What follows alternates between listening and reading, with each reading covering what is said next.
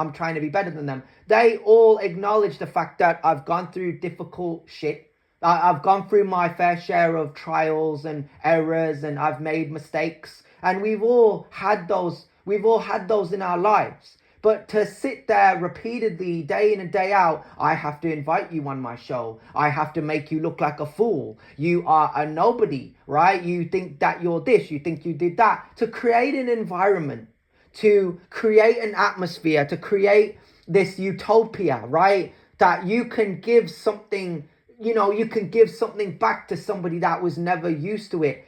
Is that something I could do? Is that something that Bunganil could do? Is that something that I could do? Is that something that I could create? And that all comes from your imagination. That all comes down from the law of attraction. If you manifest something and you say, I want to do that for those reasons, I want to be independent, I want to go off and make money, I want to see results, nobody is going to stop you but you. And that's the sole purpose of why we're having this conversation. Comfort zones, they're cool, but they work for girls. They don't work for boys. They don't work for guys. They don't work for men, right? If I had a son, I would not say, yes, son, I want you to stay in your bedroom like your sister. I want you to stay in your room. I don't want you to come out. Hell, as a matter of fact, I don't even want you to breathe. I just want you to sit there quiet and do fuck all. I'm a bad parent. I'm bad. Because I'm not teaching him. I'm not going, but let's say this. Let's say I showed a bit more initiative and I was like, what is it that you've always wanted to do? And let's do it. Let's ride quads. Let's go to a go-karting range. Let's go play football. Let's go for a walk around the park. Let's spend some quality time together, right? That is unselfish, and that's what the culture needs. The culture doesn't have enough of this. The culture doesn't have these type of podcasts, these type of discussions, and people will go. It goes over people's heads really quick. Just really quickly, right? Not with me. And I was that kid, bro. And I was a kid that when I went to Firewalk, I wasn't even that old. I wasn't even that young. Well, I was. I was kind of 16, 17, 18, 19, right? I can't remember how old I was when I started to really figure this shit out. But then it stopped. And I kind of wish it hadn't, you know what I mean? So I think where I'm concerned, I've had a fair few moments in my life where I regret it. Not being able to spend time with people that I really wanted to. And, like I go back to not getting to know Josh McCarthy or Tyrese or Manjinder or Yusuf. I do. I hold that in my heart. And I hope that the people that I think about or care about or respect, I acknowledge them. And, and I even acknowledge the fact that Roman Reigns, of all people, I was gonna say Roman, but we gotta say his full name, right? I'm glad that he came back to wrestling and that he had so many shows talking about these celebrities that came back and forth. I'm not gonna go into detail on who they are, right? But he came and spoke about wrestlers coming back, wrestlers adding to the business, creating new stars, adding new what's the word? Like I'll say events, ideas. It's a brand. WWE, the wrestling business has always been a brand. It's always been an establishment for entertainment. It's always been, an atmosphere of interest, right? There's so many different things that can go on, and you've had your wrestlers come back and forth. We're not going to talk about legends or anything like that here, but we're just talking about the product, what it represents, right? I personally, I'm on and off with it. I don't watch it. I think it's cool. I think it's good for kids to get into, but in a sense for me, I think unless I'm like I'm in my room, the room that I said I opened, and I'm making things happen, I can't speak on experiences. I can't speak on it unless I'm making it happen, unless I'm bringing it into existence. I think that people won't care. And people can have their own views and say, I don't think that's true. Okay, cool. I think it is. I think that I need to not believe in myself and see what happens. No. I do believe in myself, but I need to test myself, question myself, really get to the bottom of, why it's not happening. Why all these years, Why did all these years think a comfort zone worked for a boy, a kid, a teenager, a man, right? Why do they think that I should? Because I just see it as benefits. I just see it as like a benefit. There are so many guys on these podcasts that would say, you live in benefit. I don't care how you see it, you live in benefit. You live in poverty, you live in comfort zones. You live off of the people, you leech off of the people. Look at this, look at this. There are literally guys working jobs and wasting their hard-earned money on these bitches. And how many times have I said where my money would go? Yeah, back to the culture. I'd give my money to charity. I'd give my money to, I don't know, like conventions, Comic-Cons, concerts. You know, I'd give back. I believe in the culture, right? Despite how they feel about me. Even when I was hated on hardly by everyone, I still cared. I still respected them, right? And that goes to show you why I'm so different to everybody else. But don't think that I ever ignored the idea of a comfort zone, because I was banished, I was removed, I was excluded from several places, groups, places where I didn't believe in myself, where, you know, I'll even go into detail here. I didn't believe that I was enough. I didn't believe that I could have existed there. And people always make these videos, these celebrities. One of my favorite guys, my favorite actors, Michael Rosenbaum, said this. He said something along the lines of, he was working on this show for 7 seasons. And if you know, you know.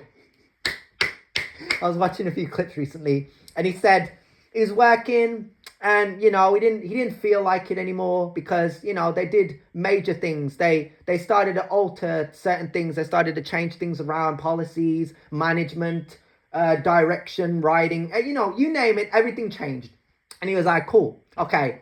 Well, you know, I want to go off now, and I want to, you know, write something. I want to spend some time with family. I just want to, you know, I just want to see the world. You know, like I'm just saying, like, he might not have said this specifically, but yeah, you kind of get the idea. He wanted to go off and, you know, write independent movies. He wanted to move independently. And the funniest thing is, the same business, the same show, the same people, they were like, if you stay for another couple of years, we'll offer you the same amount of money.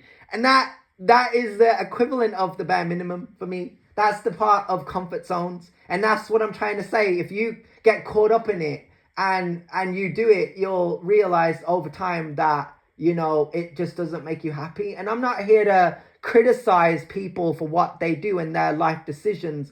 I just want people to understand that I could look over at a girl, OnlyFans woman, or whatever, like whatever it is you do, and I could say, it's just not for me, mate. It's just not for me. I'm too well cultured, right? In a sense of like, I've learned this culture and I've learned this business, the back of my hand, right? And you can look at anything specifically, anything. A podcast could be ran like a business, but the way these podcasts are run and the conversations, they're dry, because there's nothing being changed. People aren't listening and people aren't making a change. I mean, I could go and I could just be like, I'm just triggered, and that's the effects of listening to these delusional morons. They're just living in delusion. I'm living in confusion just from listening to them. So from years ago, I didn't even know that I wanted to be that confused fella. I just wrote it down.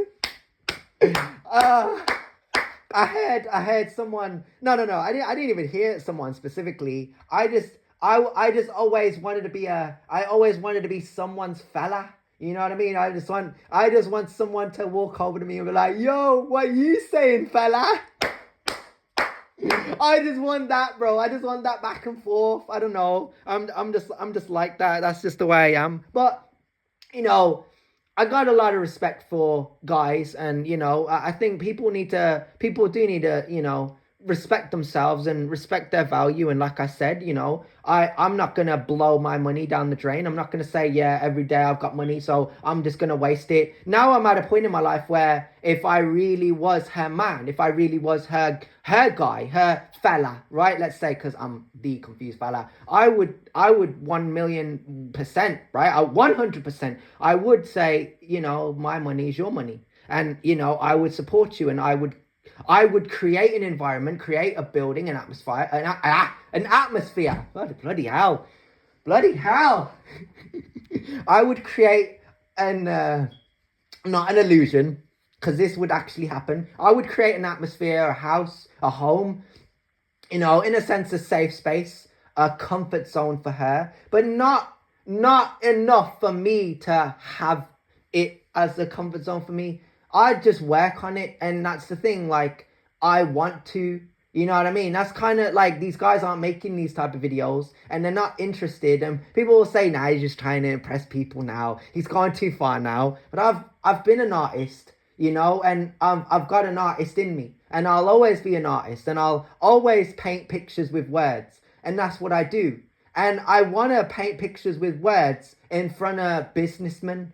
I want to pitch my ideas to businessmen. I want people to understand that I'm not a wannabe fake businessman. Old school 2022 Dino. You know. But there's a lot of quotes. There's been a fair few. There's been a fair few, right? We've had like a lot of good years. We've had a lot of good moments. We've filmed a lot of episodes, and every piece, it's been a piece of my soul. You know what I mean? Becky gives to her audience from that Uber video. She gives to her community, just like I give to mine. Like, I'm a fan of this genre, so I'm gonna make a couple of recordings, right? I'm not enough to want to be on channels. If they ever wanted to holler me and they were like, "Would you ever do an interview or a conversation or something?" I wouldn't turn it down. I think I have a personality, but I don't want to be one of those type of guys that sits opposite a female or a guy just so that, oh yeah, like, it's gonna be an hourly conversation. I'm not here for hourly conversations. I'm here to go in and go out, right? I'm in and I'm out. That I want you to know that, right? Because I'm working on this, I'm working on that. So when I started the channel, when I started to make these moves, I don't want to sit here and swear and get frustrated and get mad and get angry and start having these little issues that I have. Like, I'll never stand up and have a tantrum, and I would never create a house and think to myself, now, yeah, it's my house and it's my rules and I'm gonna do this. I'm just gonna say it's your comfort zone. It's your safe space. That's what I'm trying to say. From listening to all these ASMR videos, that it's the same equivalent. I'm not going to say if I lived independently, oh, I would go and watch ASMR. Oh, yeah, because I told myself one day I'm reading through these passages and I'm calling out, not calling out, but like taking out, right?